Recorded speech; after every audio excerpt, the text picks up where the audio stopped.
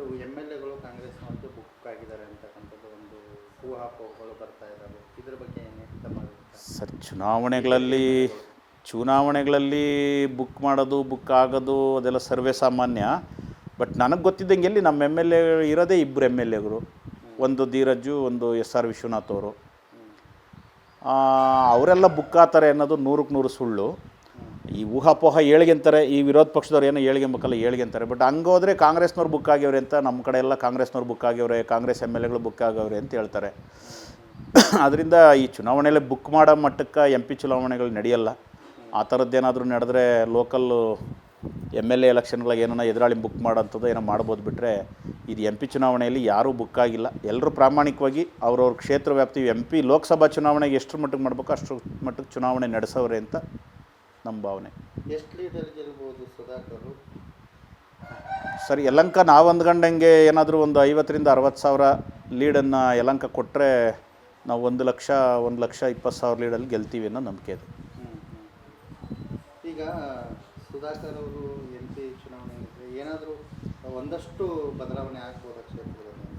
Sir, 100ಕ್ಕೆ 100. ಈಗ ಮೊದಲು ಇದ್ದಂಥ ನಮ್ಮ ಬಚ್ಚೇಗೌಡರಿದ್ದರು, ವೀರಪ್ಪ ಮೊಯ್ಲಿ ಸಾಹೇಬರಿದ್ದರು.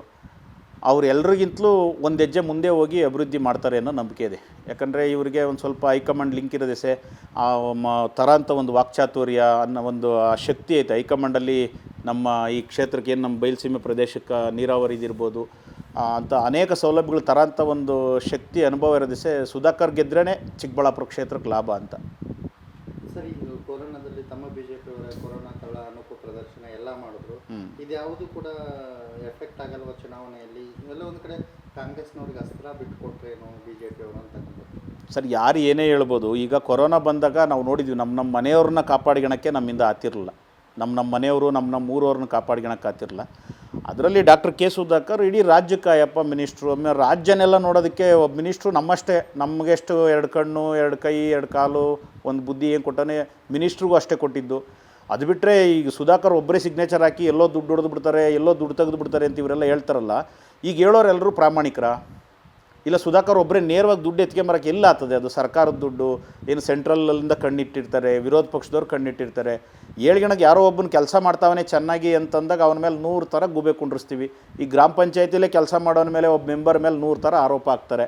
ಅದರಲ್ಲಿ ವಿರೋಧಿಗಳು ಏಳ್ಗಣದಕ್ಕೆ ಈಗ ಸುಳ್ಳನ್ನು ಬೇಗ ಹಬ್ಬಿಸ್ಬೋದು, ಕೆಟ್ಟದನ್ನು ಬೇಗ ಹಬ್ಬಿಸ್ಬೋದು. ಬಟ್ ಒಳ್ಳೆಯದು ಗೊತ್ತಾಗೋದಕ್ಕೆ, ಅದು ನಮ್ಗೆ ಜನಗಳಿಗೆ ಅರ್ಥ ಆಗೋದಕ್ಕೆ ಒಂದು ಸ್ವಲ್ಪ ಲೇಟ್ ಆಗ್ತದೆ.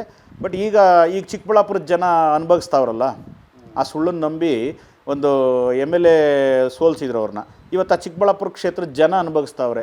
ಯಾಕನ ನಾವು ಸುಧಾಕರ್ ಅವ್ರನ್ನ ಸೋಲ್ಸಿದ್ವಿ ಅಂತ ನೋವು ತಿಂತಾವ್ರೆ. ಅದರಿಂದ ಪಾಪ ವಿರೋಧ ಪಕ್ಷದವರು ಆ ಸುಳ್ಳನ್ನು ಹಬ್ಬಿಸವ್ರೆ. ಅದನ್ನು ಸಾಮಾನ್ಯ ಜನ ನಂಬಿಡ್ತಾರೆ. ಬಟ್ ಈಗೆಲ್ಲ ಅರಿವಾತ ಅದಲ್ಲ. ಬೇರೆ ದೇಶಗಳಲ್ಲಿ ಕೊರೋನಾದಲ್ಲಿ ಎಷ್ಟು ಸಫರ್ ಪಟ್ಟರು, ಬೇರೆ ಪಕ್ಕದ ಕೇರಳದಲ್ಲಿ ಎಷ್ಟು ಜನ ಸಫರ್ ಪಟ್ಟರು. ಇನ್ನು ಆ ಲೆಕ್ಕಕ್ಕೆ ಹೋದರೆ ನಮ್ಮ ಕ್ಷೇತ್ರ, ನಮ್ಮ ರಾಜ್ಯ ಭಾಳ ಸೇಫಲ್ಲಿದ್ದೀವಿ. ಅದು ಸರ್ವೇ ಸಾಮಾನ್ಯ ರಾಜಕಾರಣಿಗಳು ಒಬ್ಬರ ಮೇಲೆ ಒಬ್ಬರು ಆರೋಪ ಮಾಡೋದು. ಅದರಿಂದ ಕೊರೋನಾದಲ್ಲಿ ಇವರೆಲ್ಲ ಅಂದ್ಕೊಂಡಂಗೆ ಏನು ಸುಧಾಕರ್ ಅವರು ಒಬ್ಬರೇ ಏನು ಮಾಡೋಕ್ಕಾಗಲ್ಲ.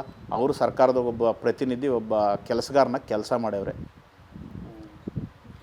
ಗೆಲ್ಲೋದಂತೂ ಪಕ್ಕ ಸರ್, 100ಕ್ಕೆ 100 ಗೆಲ್ತಾರೆ. ಗೆಲ್ಲೋದ್ರಲ್ಲಿ ಅನುಮಾನವೂ ಇಲ್ಲ. ಒಂದು ವೇಳೆ ದೇವರ ಆಶೀರ್ವಾದ ಇದ್ದು ಒಂದು ಒಳ್ಳೆ ಉನ್ನತ ಮಟ್ಟದ ಸ್ಥಾನ ಸಿಕ್ಕಿ ಈ ಚಿಕ್ಕಬಳ್ಳಾಪುರ ಕ್ಷೇತ್ರಕ್ಕೆ ಇಲ್ಲಿವರೆಗೂ MP ಗಳು ಯಾರು ಕೊಡದೇ ಇರತಕ್ಕಂಥ ಒಳ್ಳೆ ಕೊಡುಗೆನೂ ಕೊಡ್ತಾರೆ ಅನ್ನೋ ನಂಬಿಕೆ ಇದೆ.